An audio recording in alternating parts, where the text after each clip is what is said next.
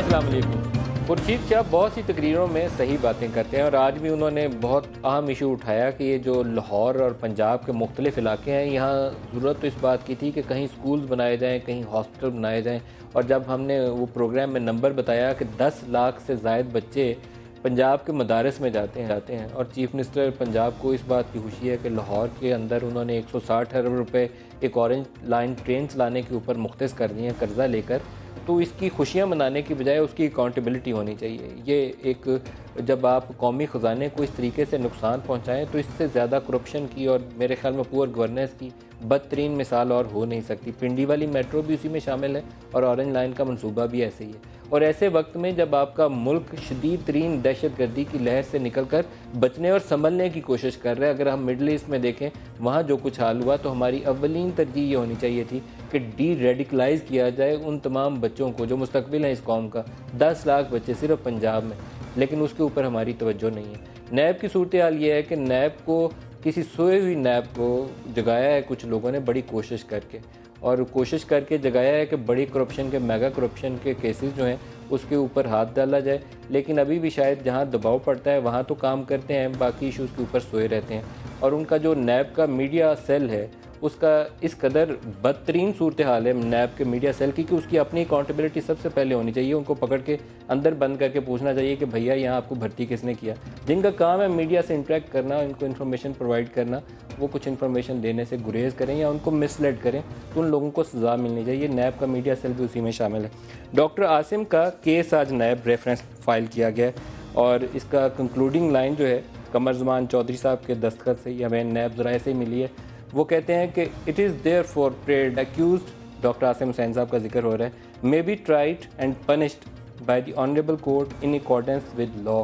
कि डॉक्टर आसिम हुसैन को, ये जो मेरे हाथ में बहुत सारे कागजात हैं, इसकी बुनियाद के ऊपर साबित हुआ कि उन्होंने 462 अरब रुपए की करप्शन की, 462 बिलियन रुपीज़।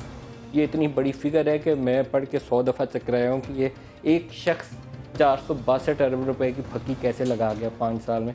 बहुत से लोगों को इसका जवाब देना चाहिए। 462 अरब रुपए तकरीबन $4.5 बिलियन बनते हैं। ये छोटी रकम नहीं है कि जिसको एक शख्स ने यूं करके वो कुगी मारी और 462 अरब का नुकसान कर गया। नैब रेफरेंस यही कहता है। 450 अरब का कहते हैं नुकसान पहुँचाया। डॉक्टर आसिम ने यूरिया की कीमतों में रद्दोबदल किया, उसकी मार्केट में शॉर्टेज मसनूई तरीके से क्रिएट की, जिससे उसकी कीमतें कोई 850 से बढ़ के 1850 पे चली गई। तो 450 अरब का तो यही हो गया। फिर उन्होंने कोई इलीगल लैंड जो थी ग्रैबिंग की, जिससे कोई 9 अरब का नुकसान हुआ। 3 अरब की उन्होंने कोई मनी लॉन्ड्रिंग की। फिर एक लिस्ट अटैच की गई है 7 प्रॉपर्टीज़ की, जो 5, 6, 7, 8 प्रॉपर्टीज़ हैं कराची के अंदर। बड़ी बड़ी प्रॉपर्टीज़ हैं, कोई भी इसमें छोटा प्लॉट है ही नहीं है। प्लॉट नंबर 4 है ब्लॉक 6 स्कीम 5 क्लिफ्टन में है। Plot number 8B1 908 square yards का है। इस तरीके से कैंसर हॉस्पिटल नॉर्थ नाजमाबाद का प्लॉट है। अलॉटमेंट ऑफ 4 एकर्स लैंड, ये जो है चक्रो कराची, ये जगह का मुझे नहीं मालूम ये कहाँ पर है। इसी तरीके से और 8 प्रॉपर्टीज़ हैं प्राइम प्रॉपर्टीज़, जो वो कहते हैं कि इलीगल अलॉटमेंट की गई। और जो ट्रस्ट बनाया था उस ट्रस्ट को भी इसकी आड़ के अंदर बहुत सारा पैसा कमाया और टैक्स चोरी की। इस रेफरेंस में चेयरमैन नैब जो है प्रे कर रहे हैं अदालत के अंदर कि डॉक्टर आसिम और उनके को एक्यूज़ जो बाकी हैं उनको सज़ा दी जाए। बहुत बड़ा टेस्ट केस है एक ऐसे मौके के ऊपर जब आसिफ अली जरदारी का एक बयान जारी किया गया उस कंट्रोवर्सी के बगैर कि आर्मी चीफ को तोसी देने के मुतल्लिक़ उनका फ़िक्रा इजाफी था या उन्होंने कह के सिर्फ चेक किया था कि रद्दमल क्या आता है पिंडी से। बयान का बुनियादी मकसद यही था कि जो दूरियां पैदा हो गई हैं उनकी मिलिट्री इस्टेब्लिशमेंट के साथ, उस उनकी तकरीर में जिसमें उन्होंने कहा था कि ईंट से ईंट पिजा दूंगा, उन दूरियों को दूर किया जा सके। बहुत तारीफ़ें की आर्मी चीफ की, मिलिट्री ऑपरेशन की।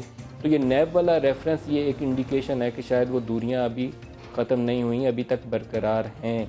और उनके वज़रा जिन्होंने प्री अरेस्ट बेल कराई हुई है, शायद उनको भी आने वाले दिनों में, शर्जील मेमन बाहर हैं, 2 वज़रा यहाँ बैठे हुए हैं, सिंध बिल्डिंग कंट्रोल अथॉरिटी हो या फिशरीज़ डिपार्टमेंट, बहुत सारे ऐसे महकमे हैं जहाँ दबाव का सामना है। और उज़ैर बलोच वाली JIT जिसका हमने गुज़श्ता रोज़ भी जिक्र किया, उस JIT की रोशनी में भी डॉक्टर जुल्फ़कार मिर्ज़ा का बयान अभी तक रिकॉर्ड हुआ। बाकी लोगों के अभी बयान रेंजर्स के सामने पेश हुई है, बाकी लोगों की पेशी भी होनी बाकी है। ये तमाम चीज़ें जो हैं ये ज़ाहिर करती हैं कि MQM के बाद पाकिस्तान पीपल्स पार्टी निशाने के ऊपर है और बहुत ज़्यादा दबाव आइंदा आने वाले दिनों में इसको फेस करना पड़ सकता है। पंजाब में क्या होगा और पाकिस्तान पीपल्स पार्टी का क्या मुस्तकबिल है, दोनों को डिस्कस करेंगे।